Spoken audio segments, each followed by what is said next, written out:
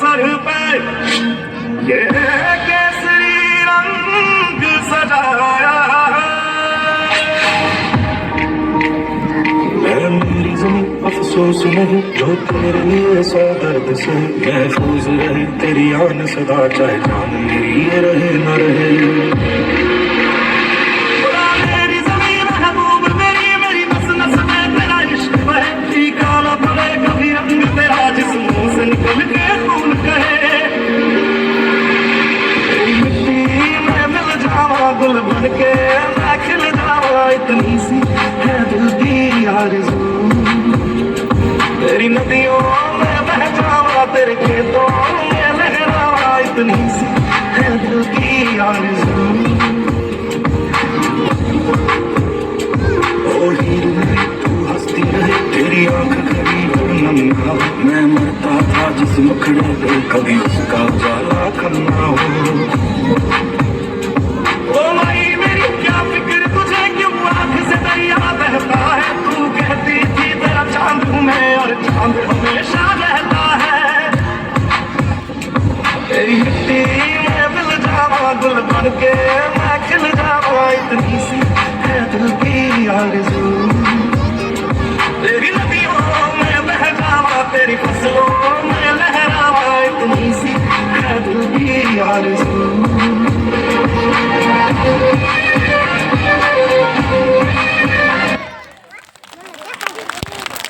ખૂબ ખૂબ અભિનંદન નમસ્વી બેનને કે જેમણે એક સરસ મજાનું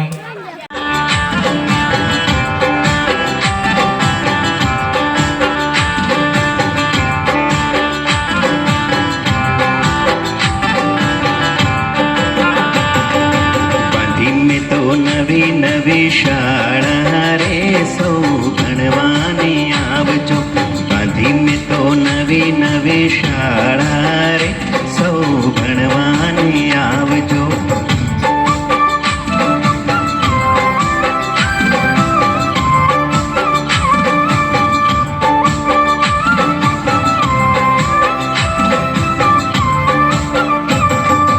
એકડા ભાઈ તો પહેલા રે આવશે એકડા ભાઈ તો પહેલા રે આવશે પગડો બેલ વગાડશે રે સૌ ભણવાને આવજો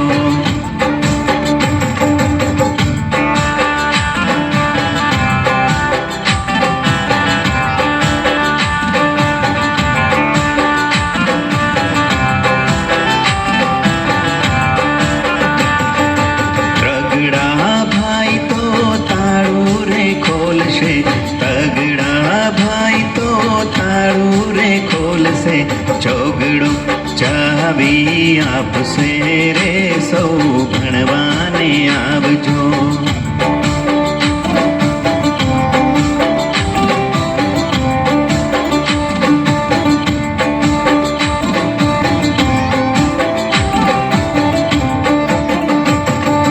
પાંચડા ભાઈ તો પ્રાર્થના ગવડાવશે પાંચડા ભાઈ તો પ્રાર્થના ગવડાવશે છગડો જાનો માનો આવશે રે સૌ ભણવાને આવજો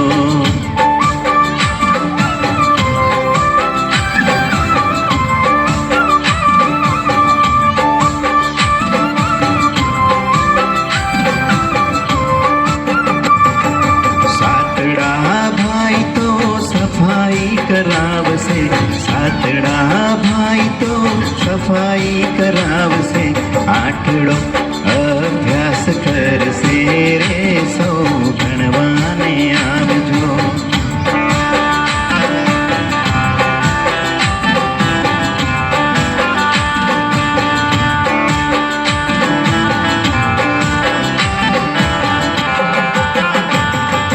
નવડા ભાઈ તો નાચશે ને કૂદશે નવડા ભાઈ તો નાચશે ને કૂદશે 10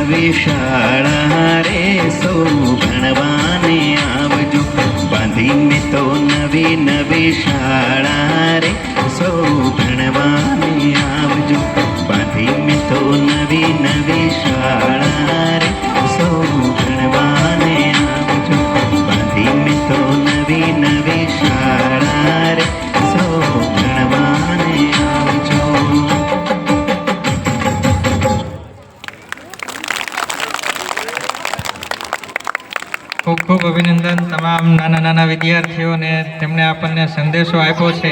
સૌ આચાર્ય શ્રી શિક્ષકગણ વડીલો તેમજ મારા પ્રિય બાળ મિત્રોને વિછ્યા તાલુકાના ઝનડા ગામની દીકરી મિત્તલ બાવળિયાના નમસ્કાર. તો આજે દેશભક્તિના પાવન અવસર પર મને 2 શબ્દ કહેવાનો મોકો મળ્યો છે. તો આજે હું તમને મારી કાલે ગયેલી ભાષામાં પિતા વિશે કંઈક કહેવા માંગુ છું. મા અને માતૃભૂમિને સૌથી પહેલા મારા વંદન. એ કદાચ પિતાએ આપેલા શ્રેષ્ઠ સંસ્કારો પૈકી એક ગણી શકાય. આપણે સૌ જાણીએ જ છીએ કે દરેક કવિઓ તેમજ દરેક લેખકોએ મા અને તેના માતૃત્વની જ ઉપમા આપી છે, પરંતુ આજ સુધી ક્યારેય પણ પિતા વિશે ઉપમા આપવામાં આવી નથી કે તેના વિશે લેખ લખવામાં આવ્યા નથી. હું માતાનો વિરોધ નથી કરતી, પણ પિતાનું મહત્વ કહેવા માંગુ છું. પિતા શબ્દ તો સૌ જાણે જ છે, પણ તેનો મર કોઈ જાણે છે નહીં. તો ચાલો આજે હું તમને જણાવું. પિતા એટલે કે એક મકાનને ટકાવી રાખવા માટે મજબૂત પાયાની જરૂર પડે છે, તે જ પ્રમાણે એક સુંદર પરિવારને ટકાવી રાખવા માટે એક પિતાની જરૂર પડે છે. પિતાની હાજરી સૂરજ જેવી હોય છે. શું? પિતાની હાજરી સૂરજ જેવી હોય છે. સૂરજ ગરમ જરૂર થાય છે, પણ જો એ ના હોય ને તો અંધકાર છવાઈ જાય છે. પણ જો એ ના હોય ને તો અંધકાર છવાઈ જાય છે. એક એવી કહેવત છે કે ઘોડે ચડતો બાપ મરજે પણ છાણા વીણતી માં નો મરતી. પણ ફક્ત હું તમને એટલું જ કહેવા માંગુ છું કે એકવાર એ બાળક પાસે જઈને જાણી તો જોજો કે જેના તેને પિતાને ગુમાવ્યા છે તેના પિતાનો પ્રેમ મળ્યો નથી. એકવાર એ બાળકને પૂછી તો જોજો કે જીવનમાં પિતાનું મૂલ્ય શું છે. એક વાત છે સાહેબ, જ્યારે તું નાનો હતો, પાપા પગલી ભરતો હતો, ચાલતા ચાલતા પડી જતો હતો, ત્યારે મનમાં એક જ વિચાર આવતો કે પપ્પા છે ને, જ્યારે તું સ્કૂલે જતો, છોડવા આવેલા પપ્પાને પાછું વળી ટાટા કહેતો, ત્યારે મનમાં એક જ વિચાર આવતો કે પપ્પા છે ને, જ્યારે તું મોટો થયો, કોલેજ જતો, મોજ મસ્તી કરતો કે ક્યારેક કંઈ મૂંઝવણ અનુભવતો ને, ત્યારે મનમાં એક જ વિચાર આવતો કે પપ્પા છે ને, પણ તારા લગ્ન બાદ તારી પત્નીના કહેવાથી તારા પપ્પાને વૃદ્ધાશ્રમમાં મૂકતા પહેલા એક વાર પણ એ ન વિચાર્યું કે પપ્પા છે ને. બસ અહીં ઉપસ્થિત તમામને મારી એટલી જ વિનંતી છે કે ક્યારે પણ તમારા માતા કે પિતાને વૃદ્ધાશ્રમમાં મૂકવા જતા નહીં, કેમ કે એ છે ને ત્યારે જ તમે છો, તેના વગર તમારું કંઈ અસ્તિત્વ જ નથી. અને છતાં પણ જો સાહેબ તમારે જાણવું જોઈને કે પપ્પા વગર તમારી ઓકાત શું છે, તો એક દિવસ તમારી જ શેરીમાં તમારા પપ્પા જોડે આંટો મારજો ને એક દિવસ એકલા આંટો મારજો. ખબર પડી જ જશે કે જે દિવસે એકલા હશો ને ત્યારે લોકો બોલાવવાની વાત તો દૂર છે, પણ તમારી સામું પણ નહીં જુએ. માં ઘરનું ગૌરવ છે તો પિતા ઘરનું અસ્તિત્વ છે. માં પાસે અશ્રુની ધારા છે તો પિતા પાસે સંયમ છે. 2 સમયનું ભોજન માં બનાવે છે તો જીવનભરના ભોજનની વ્યવસ્થા પિતા કરે છે. ક્યારેક પડી જઈએ કે ઠોકર લાગે ને ત્યારે મોંમાંથી ઓય માં નીકળે છે, પણ જ્યારે રસ્તો પાર કરતા ટ્રક પાસે આવીને અચાનક બ્રેક મારે ને ત્યારે મોંમાંથી ઓય બાપરે નીકળે છે. કેમ કે નાના નાના સંકટોમાં માતા યાદ આવે છે, પરંતુ મોટા સંકટોમાં પિતા યાદ આવે છે. પણ હું તમને એ કહેવા માંગુ છું કે મને મારા પપ્પા કરતા સાંજ વધારે ગમે છે. મને મારા પપ્પા કરતા સાંજ વધારે ગમે છે, કેમ કે મારા પપ્પા તો મારી માટે ફક્ત સારા રમકડા જ લાવે છે, જ્યારે આ સાંજ તો મારા પપ્પાને જ લઈને આવે છે. પિતા એક એવી વ્યક્તિ હોય છે કે જેના પડછાયામાં દીકરીઓ રાજ કરે છે. બાપ એક એ હસ્તી હોય છે સાહેબ કે જેના પગરખાથી પણ દીકરીઓને પ્રેમ હોય છે. જો માં એક એવી બેંક હોય ને કે જેમાં તમે તમારા બધા જ દુઃખ જમા કરાવી શકતા હો, તો હું એમ કહું છું કે પિતા એક એવું ક્રેડિટ કાર્ડ છે કે જેમાં બેલેન્સ ન હોવા છતાં પણ ખુશીઓ અઢળક મળે છે.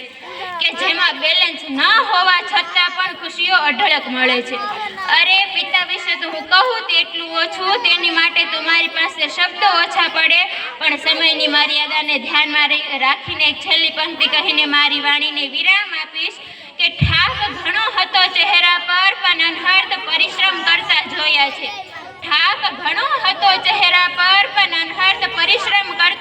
છે. આંખમાં ઊંઘ ઘણી હતી, છતાં પણ ચિંતામાં જાગતા જોયા છે. તકલીફો ચારે બાજુ હતી, પણ એકલા હાથે લડતા જોયા છે. કોઈને તકલીફ વણાવતા નહોતા, પણ અડધી રાતે જાગીને ખુલ્લી આંખે અમારા ભવિષ્યના સપના સજાવતા જોયા છે. પાય પાય ભેગી કરીને અમારી ખુશીઓને ખરીદતા જોયા છે. તે ખુશીઓ માટે પોતાની શ્રમણાઓને રોળતા જોયા છે. પોતાની પસંદગીને ના પસંદગી કરી અમારી પસંદગીને અપનાવતા જોયા છે. વ્યક્તિ એક હતા, પણ વિશેષતા અનેક હતી. વ્યક્તિ એક હતા, પણ વિશેષતા અનેક હતી. પિતા સ્વરૂપે મેં સર્જનહારને જોયા છે. પિતા સ્વરૂપે મેં સર્જનહારને જોયા છે. Thank you. જય હિન્દ, જય ભારત. ખૂબ ખૂબ અભિનંદન અને આભાર મિત્તલબેનનો કે જેમણે આપણને आज हम सब यहाँ पर भारत के पवित्र राष्ट्र पूर्व गणतंत्र दिन को मनाने के लिए यहाँ पर एकत्रित हुए हैं। आज का दिन हमारे देश के इतिहास में स्वर्ण अक्षरों में लिखा गया है, क्योंकि ईस्वी सन 1950 में हमारे देश का संविधान लागू हुआ था। स्वतंत्रता प्राप्त करने के बाद हमारे सामने सबसे बड़ी चुनौती थी देश को एक मजबूत संविधान देना, जो देश के सभी नागरिकों को समान हक दे सके। इस महान कार्य को डॉक्टर भीमराव आम्बेडकर ने किया। उसके अथक प्रयासों के बाद बना हमारा संविधान दुनिया में सबसे विस्तृत और मजबूत माना जाता है। संविधान हमें स्वतंत्रता, समानता और न्याय जैसे मूल्यों का पाठ पढ़ाता है। आज के दिन हम अपने उन स्वतंत्र सेनानियों को नमन करते हैं जिन्होंने अपने देश के लिए अपने प्राणों की आहुति दी, जैसे महात्मा गांधी, सरदार वल्लभ भाई पटेल जैसे नेताओं की वजह से आज हम स्वतंत्र भारत में सांस ले पा रहे हैं। उन सब का सपना था कि एक ऐसा भारत जिनमें सम्मान से जी सके। जय हिंद, जय भारत।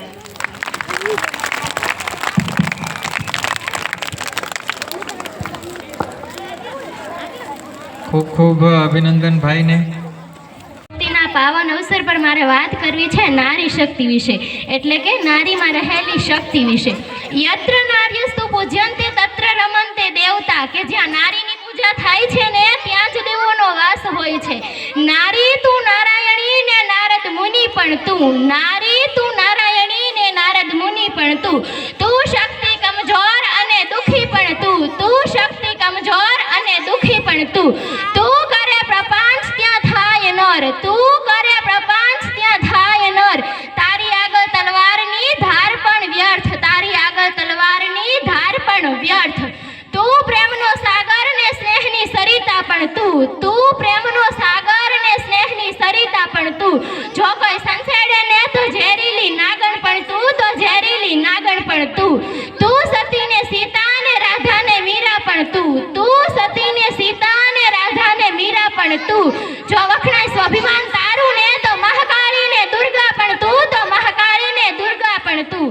કહેવાય છે ને કે નારી તારા નવલા રૂપ, નારીના તો કેટલાય રૂપ છે, જેમ કે દીકરી, બહેન, પત્ની અને માં. પણ રૂપ ગમે તે હોય હો, નારી એટલે સ્નેહ અને કરુણાનો સાગર. આ દુનિયામાં મનુષ્ય હોય કે ભગવાન, જો તેને અવતાર લેવો હોય ને તો એક માની જરૂર પડે છે, એક માની જરૂર પડે છે. એટલે કે એક માં એટલે નારી છે, એક સ્ત્રી છે. તમને ખબર છે નારી એટલે શું? ના એટલે નથી. ના એવો શબ્દ ડિક્શનરીમાં જ ન આવે. અને રી એટલે રિકવર. જો એક પરિવાર તૂટી ગયો હશે ને તો નારી આવશે અને તેને ફરીથી જોઈન્ટ કરશે.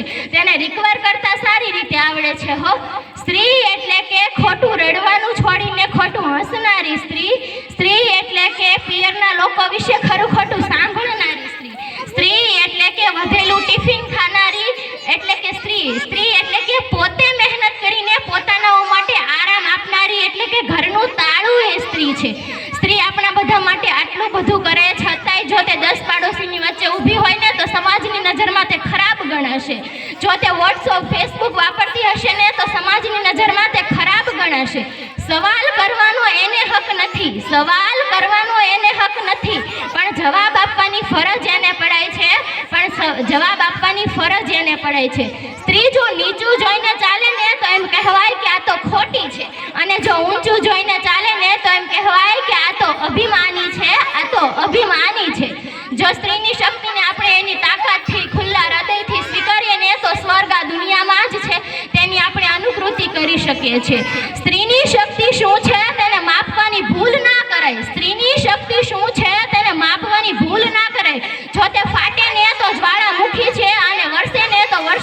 ભગવાનની હેલી છે. જો દેને તો દુનિયાની દાતા છે અને લઈ લેને તો શિવથી લઈ જીવ સુધી તેને કોઈ પામી શકવાનું નથી, તેને કોઈ પામી શકવાનું નથી. જે અહીં આપણે ઉદાહરણ તરીકે જોઈ શકીએ છીએ, આપણે માતા પાર્વતીનું પૂજન કરીએ છીએ. પોતે સ્ત્રી છે, પોતાને પિતા ન હતા, પોતાનો પતિ અગ્નિકુંડમાં અનાદર થતા પોતે પોતાનું શરીર અગ્નિકુંડમાં હોમી પોતાની શક્તિનો અહેસાસ સર્વ જગતને કરાવી દીધો હતો, સર્વ જગતને કરાવી દીધો હતો. એવી જ રીતે માતા સીતાએ પણ પોતાના પતિ રામ સાથે રાજમાં સુખ મૂકી વનવાસ ગાળો 14 વર્ષનો ભોગવ્યો હતો અને તેને પણ તેની શક્તિનો અહેસાસ સર્વ જગતને કરાવી દીધો હતો, સર્વ જગતને કરાવી દીધો. આવી જ વિરાંગના રાણી લક્ષ્મીબાઈમાં હતી, જેમણે પોતાની શક્તિથી દુશ્મનોના તાતા ખાટા કરાવી દીધા હતા અને પોતાની શક્તિનો અહેસાસ સર્વ જગતને કરાવી દીધો હતો, સર્વ જગતને કરાવી દીધો. એટલે કે નારીને પોતાનું ઘર હોય કે પિતાનું ઘર હોય, મહેલ હોય કે હોય વનવગડો કે હોય પછી યુદ્ધનું મેદાન, જો તેને તેની શક્તિથી પડકારવામાં આવે ને તો પડચો પૂરો જ છે, તો પડચો પૂરો જ છે. નારી કોઈ વિજ્ઞાન ક્ષેત્રમાં હોય કે સામાજિક ક્ષેત્રમાં હોય કે પછી હોય યુદ્ધના મેદાનમાં, જો તેને પોતાની શક્તિથી પડકારવામાં આવે ને તો પડચો પૂરો જ છે, તો પડચો પૂરો જ છે. અહીં મને ક્યારનું એમ થાય છે, અહીં કેટલીક નારી બેઠેલી છે તો તેમના માટે હું એક વાક્ય બોલું છું કે you can do it anything. એનો મતલબ એવો થાય છે કે તમે કંઈ પણ કરી શકો છો, તમારા માટે કંઈ પણ અશક્ય નથી, તમે કોઈ પણ વાત કોઈ પણ ક્ષેત્રમાં પહોંચાડી શકો છો અને તમારી શક્તિ બતાવી શકો છો. બસ હવે સમયની મર્યાદા રાખીને મારી વાણીને છેલ્લી એક વાક્યથી વિરામ આપીશ. મહિલાएं है देश की तरक्की का आधार, महिलाएं है देश की तरक्की का आधार. उनके प्रति बदलो अपने विचार, उनके प्रति बदलो अपने विचार. अस्तु. जय हिंद, जय भारत.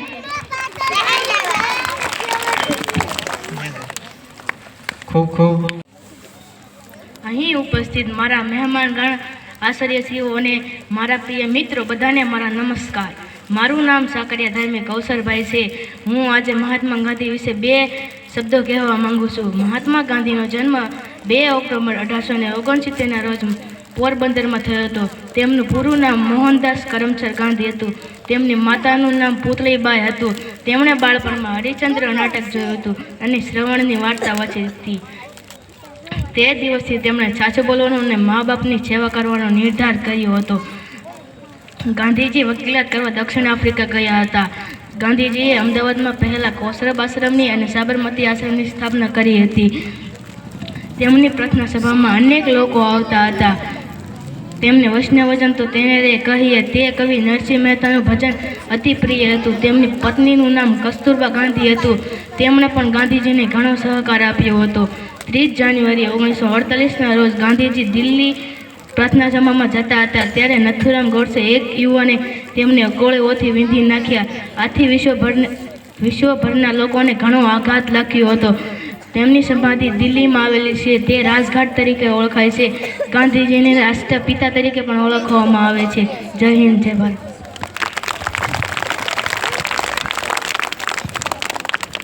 ખૂબ ખૂબ અભિનંદન ધાર્મિક ભાઈને. નમસ્કાર. અત્ર ઉપસ્થિત અમારા આંગણાના અવસરની શોભામાં અભિવૃષ્ટિ કરનાર મહેમાન શ્રી ગુરુજનો તથા મારી સાથેના સહ વિદ્યાર્થી મિત્રોને વહાણી પરિવારની દીહિત્રી રિંકલ વહાણીના સત નમન. તો આજનો મારો વિષય છે જિંદગી. જિંદગી પાણી જેવી છે, વહે તો ધોધ છે, ભેગું કરો તો હોજ છે, જલસા કરો તો મોજ છે, બાકી પ્રોબ્લેમ તો રોજે રોજ છે. જિંદગી એટલે જિંદાદિલ અને જિંદાદિલ એટલે ખુમારીપૂર્વક જીવન જીવવાની કલા. જિંદાદિલ એટલે પ્રેમ, ક્ષમા, શૌર્ય, આત્મબલિદાન, ત્યાગ વગેરે ભાવનાઓથી ધબકતું અને અનેક લોકોને નીવડે એવું જીવન એટલે જિંદગી નથી. મેં નથી કીધું કૃષ્ણને કે મારી મુશ્કેલીઓ મોટી છે. મેં નથી કીધું કૃષ્ણને કે મારી મુશ્કેલીઓ મોટી છે. મેં તો કહ્યું મારી મુશ્કેલીઓને કે તારા કરતાં ઘણો મોટો છે મારો કૃષ્ણ. એક દિવસ નારદજીએ શ્રી કૃષ્ણને પૂછ્યું, આ દુનિયામાં બધા દુઃખી કેમ છે? ત્યારે ભગવાને હસીને ઉત્તર આપ્યો કે સુખ તો મેં બધાને આપ્યું છે, સુખ તો મેં બધાને આપ્યું છે, પણ એકના સુખને જોઈને બીજાથી રહેવાતું નથી, પરિણામે બધા જ દુઃખી છે. જિંદગીમાં નારિયેળના ઊંચા ઝાડ જેવું બનવા કરતાં વાંસના ઝાડ જેવા બનજો. કારણ કે જ્યારે વાવાઝોડું આવે છે ને ત્યારે નારિયેળીનું ઝાડ જળમૂળથી ફેંકાઈ જાય છે, પરંતુ જ્યારે વાવાઝોડું આવે છે ને ત્યારે વાંસનું ઝાડ પોતાને પવનની દિશામાં વાળે છે અને પવન ઓછો થતાં ફરી પોતાના સ્થાન પર આવી જાય છે. તમારી વાત જે વ્યક્તિને સમજાવવી પડતી હોય ને એ વ્યક્તિ માત્ર તમારા શબ્દ જ સમજશે, તમારી ભાવનાઓ નહીં. પરિવાર સાથે ધીરજ રાખવી એ પ્રેમ છે. કોઈ અન્ય વ્યક્તિ સાથે ધીરજ રાખવી એ આદર છે. સ્વયં સાથે ધીરજ રાખવી એ આત્મવિશ્વાસ છે અને ઈશ્વર સાથે ધીરજ રાખવી એ શ્રદ્ધા છે. યાદ રાખજો મિત્રો, ખરાબ વ્યક્તિ માત્ર સમજાવવાથી જ સમજી જતા હોય ને તો વાંસળી વગાડવા વાળો મારો આ કાનો મહાભારત ના સમજાવતો હોત. તમારા વિચારો એવા રાખો કે તમારા વિચારો પર પણ કોઈને વિચારવું ના પડે. સમુદ્ર બનીને શું ફાયદો? બનવું હોય તો એક નાનું તળાવ બનજો સાહેબ, જેમાં સિંહ પણ પાણી પીવે ને તો પોતાની ગરદન નમાવીને પીવે છે. તું કહે ખાલી હાથે શું મળે? તું કહે ખાલી હાથે શું મળે? પૈસા ખર્ચો ને તો જગત આખું મળે. ચાલ શોધ કરવા હું તૈયાર છું, કેટલામાં બાળપણ પાછું મળે. કેને કે કેટલામાં બાળપણ પાછું મળે. ગામમાં લીમડા ઘટતા જાય છે ને ઘરમાં ગળવાશ વધતી જાય છે. જીભ પરથી શુગર ઘટે ને ત્યારથી જ લોહીમાં શુગર વધી છે. ઘર નાનું હોય કે મોટું, તેમાં મીઠાશ ના હોય ને તો માણસો શું કીડીઓ પણ આવવા તૈયાર નથી. તમારી જાતને સમય આપજો સાહેબ, કેમ કે તમારી પહેલી જરૂરિયાત તમે ખુદ છો. યાદ રાખજો મિત્રો કે ખરાબ વ્યક્તિ માત્ર સમજાવવાથી જ સમજી જતા હોય ને તો વાંસળી વગાડવા વાળો મારો આ કાનો મહાભારત ના સમજાવતો હોત. પેલા માણસ પાસે સાયકલ હોય છે, પછી તે સ્કૂટર લાવે છે. થોડા સમયમાં તે સાયકલને ભૂલી જાય છે, પરંતુ તેને ખબર નથી હોતી કે બેલેન્સ કરતા તો તેને તેની સાયકલે જ શીખવાડ્યું હતું. આવું જ લોકો પોતાને જીવનમાં કરી રહ્યા છે. ઘમંડ ના કરો તમારા ભણતર રૂપ કે પૈસાનો, કારણ કે મોરને તેના પિતાનો ભાર જ ઉડવા નથી દેતો. દુનિયા વફાદારી કરશે એવી આશા ન રાખતા. દુનિયા વફાદારી કરશે એવી આશા ન રાખતા, કારણ કે પ્રાર્થના કબૂલ નથી થતી ને ત્યારે આ દુનિયામાં ભગવાનને પણ બદલી નાખે છે. જ્યારે પ્રાર્થના કબૂલ નથી થતી ને ત્યારે આ દુનિયા ભગવાનને પણ બદલી નાખે છે. પસંદ જરૂરી નથી કે બધા આપણને પસંદ કરે. પસંદ જરૂરી નથી કે આપણે બધાને પસંદ આવીએ. બસ જિંદગી એવી રીતે જીવો કે આપણે ભગવાનને પસંદ આવીએ. બસ જિંદગી એવી રીતે જીવો કે આપણે ભગવાનને પસંદ આવીએ. નાની અમથી જિંદગી છે સાહેબ, બધી જ વાતમાં ખુશ રહો. જે ચહેરા પાસે નથી તેમની આવાજમાં ખુશ રહો. જે કોઈ નારાજ હોય આપણાથી તેમના અંદાજમાં ખુશ રહો. જે કોઈ ક્યારે પણ પાછા નથી આવવાના તેમની યાદોમાં ખુશ રહો. નાની અમથી જિંદગી છે સાહેબ, બધી જ વાતમાં ખુશ રહેજો. ગરબા હોય કે જિંદગી, ક્યારે પગલું આગળ ભરવું અને ક્યારે પગલું પાછળ ભરવું, એ જેને આવડી જાય ને એ જ સાચો ખેલૈયો.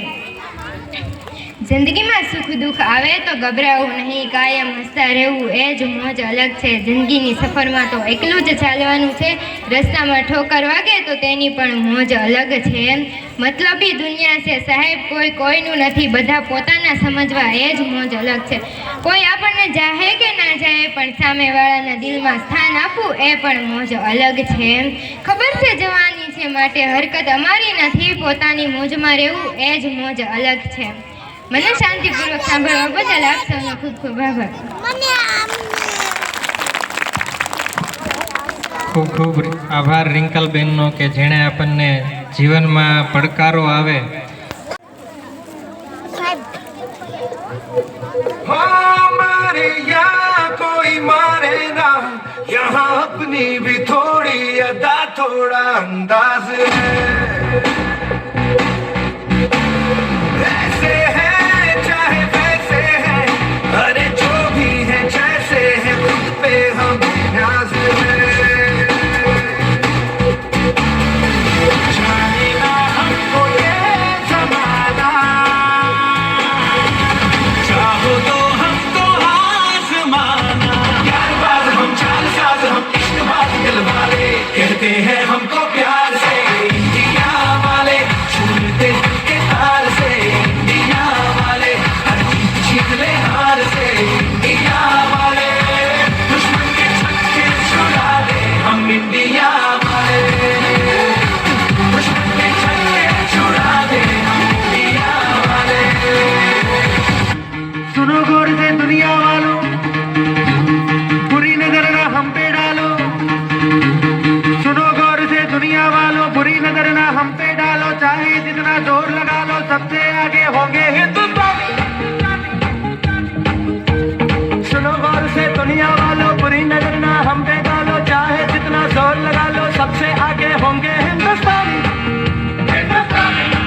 हमने कहा है तुम भी कहो,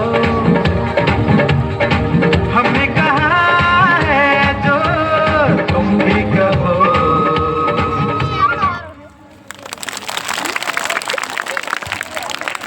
ખૂબ ખૂબ અભિનંદન ત્રણેય બહેનોને કે તેમણે સરસ મજાની રજૂઆત કરી આપણા